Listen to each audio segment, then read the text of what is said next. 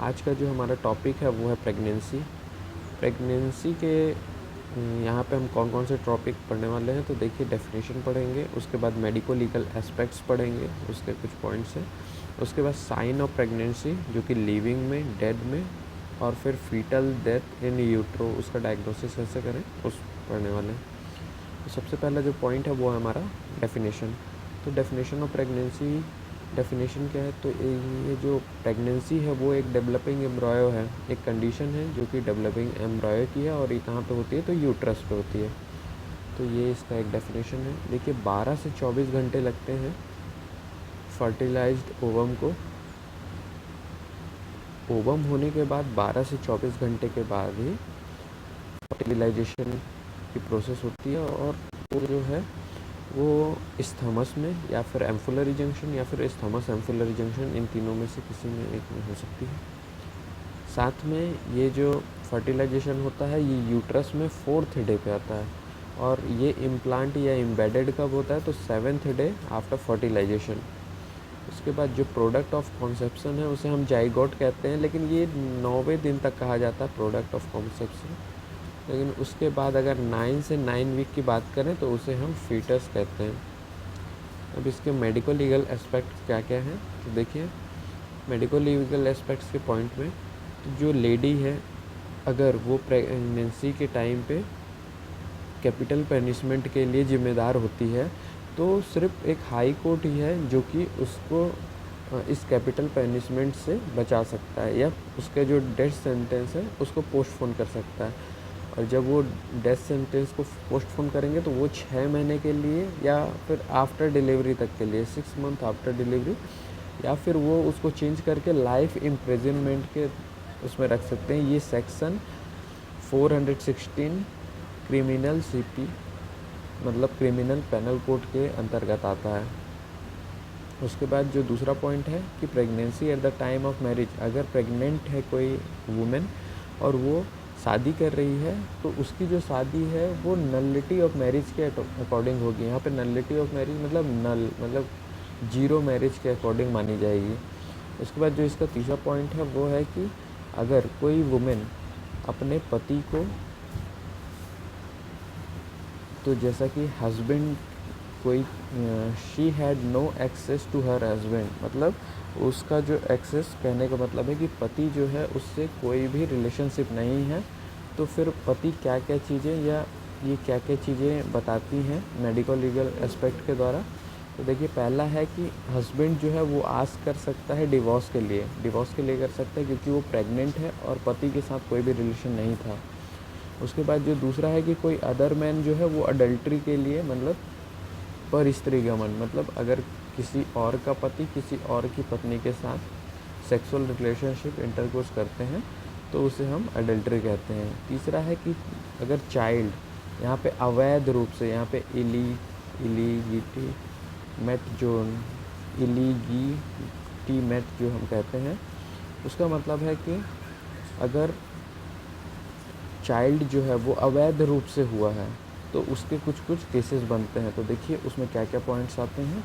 तो पहला पॉइंट है कि ये जो है डाइवोर्स के लिए, इन केस ऑफ डाइवोर्स यहाँ पे ग्रेटर मेंटेनेंस अलाउंस मांगी जाती है, कि जो मदर है वो मांगती है कि मुझे मतलब जो डिलीवरी हो रही है वो उसमें मुझे मेंटेनेंस करने के लिए अलाउंस चाहिए। ये उसके बाद इसका जो दूसरा पॉइंट है कि अगर डेथ हो जाती है हस्बैंड की तो वो ग्रेटर कंपनसेशन कर सकती है। तो ये फैमिली वालों से कंपनसेशन के लिए वो कर सकती है कि जो प्रेगनेंसी हुई है वो हस्बैंड की वजह से या फिर इनबॉर्न ऐसा कुछ, क्योंकि यहाँ पे हम अवैध रूप से अगर ऐसा होता है तो, और अगर डेथ होता है हस्बैंड का तो उसमें ये इनहेरिट मोर प्रॉपर्टी, तो यहाँ पे मोर प्रॉपर्टी के लिए भी चार्जेस लगाए जा सकते हैं।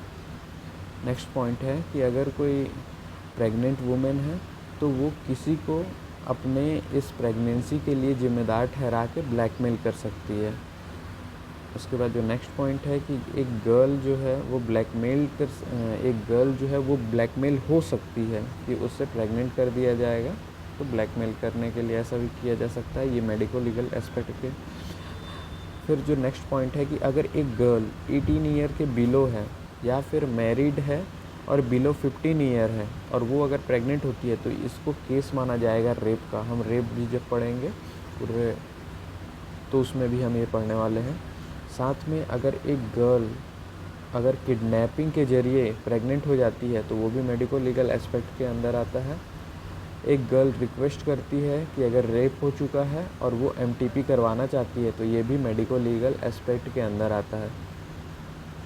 उसके बाद अगर कोई लेडी है जो कि एक बच्चे को क्रिमिनल अबॉर्शन के ज़रिए या फिर इन्फेंटिसाइड के ज़रिए या फिर सीक्रेट डिस्पोजल करवा चुकी है न्यू बॉर्न का, तो उसके ऊपर भी चार्ज लगता है।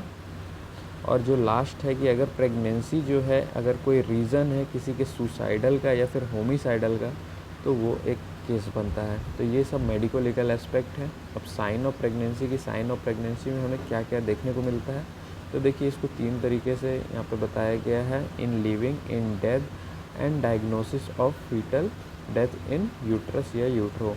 तो sign in a living female, तो लिविंग फीमेल में हमें 3 तरीके से, तो यहाँ पे सबसे पहले प्री एजम्पटिव साइंस आएंगे, फिर प्रोबेबल साइंस आएंगे एंड पॉजिटिव या फिर कन्फर्मेटरी साइंस आएंगे। तो ये लिविंग फीमेल में देखने को मिलता है। तो देखिए तो सबसे पहला है कि उनका सप्रेशन हो जाता है मेंस्ट्रुएशन का। प्री एजम्पटिव का मतलब है कि हमने सिर्फ एज्यूम्ड किया है, ये कन्फर्म्ड नहीं है, ठीक है। तो इसमें जो सबसे पहला पॉइंट है कि वो non menstruating may become pregnant.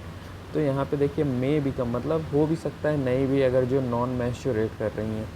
दूसरा जो है कि प्रेगनेंसी के दौरान या लैक्टेशन एमिनोरिया के दौरान तो भी सप्रेशन ऑफ मेंस्ट्रुएशन होता है। फिर जो मेंस्ट्रुएशन है वो हो सकता है किसी किसी महिला में सप्रेश ना हो और अर्ली इन मंथ में पाया जाए, तो ये मे भी है।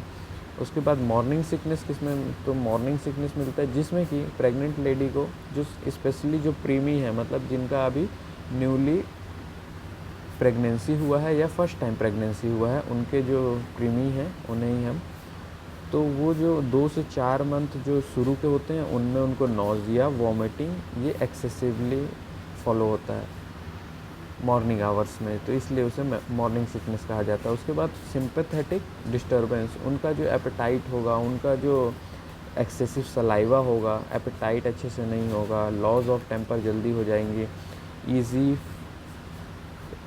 फैटिगेबिलिटी होगी, तो ये सब चीज़ें सिंपैथेटिकली डिस्टर्बेंस बताती हैं। उसके बाद जो ब्रेस्ट में चेंज होता है तो वो सेकेंड मंथ में कौन कौन से चेंजेस आते हैं, तो देखिए इनलार्ज होना चालू हो जाता है, एरियोला एंड निप्पल्स जो होते हैं वो डार्क हो जाते हैं, और मंटेगो मोरी ट्यूबरकल्स हमें देखने को मिलते हैं जो कि डेवलप हो जाते हैं सेकंड मंथ में। जबकि छठवें मंथ आते आते जो निप्पल्स होते हैं वो इनलार्ज हो जाते हैं, ब्रेस्ट बिकम्स फिम हो जाता है, नोड्यूलर हो जाता है और टेंडर हो जाता है, और वेंस जो होते हैं वो दिखने लगते हैं जिन्हें हम लीनिया एबिकेंचस कहते हैं। सिल्वर लाइन्स अपीयर हो जाती हैं लेटरल मार्जिन में।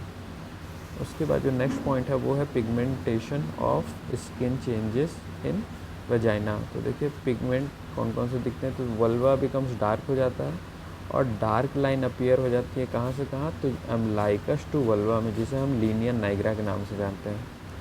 उसके बाद जो नेक्स्ट पॉइंट है हमारा वो है क्विकनिंग। क्विकनिंग जो होती है वो 4 से 5 महीने के बाद होती है।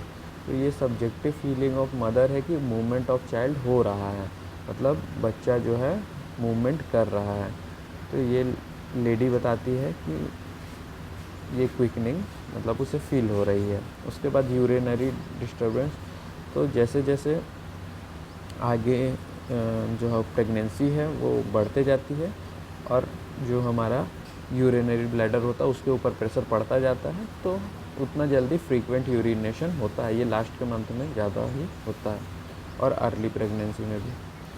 फिर उसके बाद जो हमारा दूसरा पॉइंट है वो है प्रोबेबल साइंस। अभी हमने जो पढ़ा वो प्री एज्यूम्ड था, मतलब सिर्फ एज्यूम कर रहे थे ना कि कंफर्म था, लेकिन अब जो पढ़ेंगे वो प्रोबेबल साइन है, एक प्रोबेबिलिटी देता है कि हाँ प्रेगनेंसी है। तो जैसे कि क्या क्या प्रोबेबल साइन मिलते हैं हमें, तो देखिए पहला है कि चेंजेस इन एब्डोमेन। तो एब्डोमेन में क्या क्या होता है, तो प्रोग्रेस ऑफ प्रेगनेंसी दिखता है हमें, और एब्डोमेन जो होता है वो डिस्टेंडेड होता है। साथ में स्ट्राइग्रेविडोरम अपीयर हो जाता है। दूसरा पॉइंट है हमारा कि softening of lower uterine segment. तो ये 6 से 8 वीक में अगर एग्जामिनेशन करते हैं तो उसमें हमें मिलता है कि सॉफ्ट हो रहा है पूरा जो लोअर यूट्राइन सेगमेंट है, उसमें सॉफ्टनेस मिलती है। साथ में सॉफ्टनिंग ऑफ ओएस, तो यहाँ पे इंटरनल ओएस और जो एक्सटर्नल ओएस होते हैं वो दोनों में सॉफ्टनिंग मिलती है। इसके बाद जो हमारा नेक्स्ट पॉइंट है कि सर्वाइकल म्यूकस आफ्टर 2 मंथ, 2 महीने के बाद ओपनिंग इस ब्लॉक हो जाती है म्यूकस के द्वारा। तो यहाँ पे जो सर्वाइकल म्यूकस प्लग कह रहे हैं उसमें क्या होता है कि 2 महीने के बाद जो म्यूकस के द्वारा सर्वाइकल ओपनिंग होती है वो ब्लॉक हो जाती है 2 मंथ्स के बाद। इसके बाद जो नेक्स्ट पॉइंट है कि इंटरमीडिएट कॉन्ट्रैक्शन एंड रिलैक्सेशन। तो ये जो होता है ये 1 से 2 मिनट के लिए होता है। साथ में जो रिलैक्सेशन होता है वो होता है 20 से 30 मिनट के लिए। तो देखिए जो 20 से 30 सेकंड में उनको 1 से 2 मिनट का कॉन्ट्रैक्शन मिलता है और रिलैक्स होता है 20 से 30 मिनट। इसके बाद जो बेलॉटमेंट आते हैं जिसमें एक्सटर्नल बेलॉटमेंट और इंटरनल बेलॉटमेंट। तो ये 2 प्रकार के बेलॉटमेंट होते हैं जो कि हमको प्रोबेबल साइन में मिलते हैं। उसके बाद अगर हम बात करें कि कन्फर्मेटरी साइंस कौन कौन से होते हैं, तो अभी तक हमने 2 पढ़े हैं, प्री-अजम्पटिव साइंस एंड प्रोबेबल साइंस, लेकिन अभी पॉजिटिव साइंस या कन्फर्मेटरी साइंस नहीं पढ़ा। तो ये जो कन्फर्मेटरी साइंस है कि अब कन्फर्मली हम कन्फर्म कर सकते हैं, तो उसमें सबसे पहले आता है फीटल हार्ट साउंड। ये जो होता है 4 मंथ में ऑस्कल्ट होने लगता है, मतलब आप उसको सुन सकते हैं। तो उसकी जो रेंज होती है या रेट होती है वो होती है 160 से 180 मिनट पर मिनट। और साथ में 6 से 8 मंथ में यही प्रेगनेंसी के रेट, प्रेगनेंसी में जो हमें एफएसएच मिलता है फीटल हार्ट साउंड वो 120 पर मिनट मिलता है।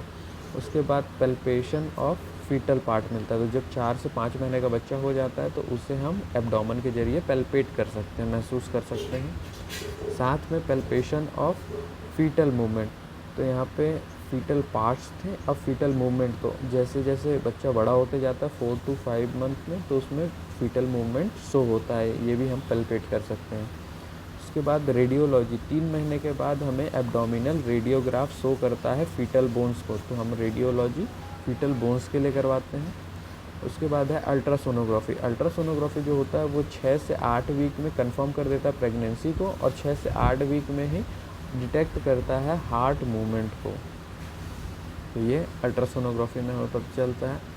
इन केस, अब हम पढ़ने वाले हैं कि इन केस अगर डेड फीमेल हो जाए तो उसमें हमें प्रेगनेंसी के क्या क्या साइन मिलते हैं। तो जैसा कि लिविंग में मिला था वैसे ही कुछ अदर भी साइन मिलेंगे। साथ में जो यूट्रस में अलग अलग साइंस मिलते हैं, जैसे कि यूट्रस जो है वो इनलार्ज हो जाएगा। साथ में वेट जो है उसका बढ़ के 1 kg, मतलब maybe up to 1 kg तक आ जाएगा, जो यूट्रस का वो है वेट है। साथ में यूट्रस जो फॉइटस है वो प्रेजेंट होगा यूट्रस में। इसके बाद site of placenta attachment seen मिलेगा हमें, अगर कोई मदर प्रेगनेंसी में उसकी डेथ हो जाती है तो। उसके बाद diagnosis of fetal death in uterus, अगर फीटल की डेथ हो जाती है तो हम कैसे डायग्नोसिस करेंगे। तो देखिए, सबसे पहले अर्ली प्रेगनेंसी में अगर ऐसा कुछ होता है तो उसका जो यूट्रस का साइज़ है वो ग्रो नहीं करेगा।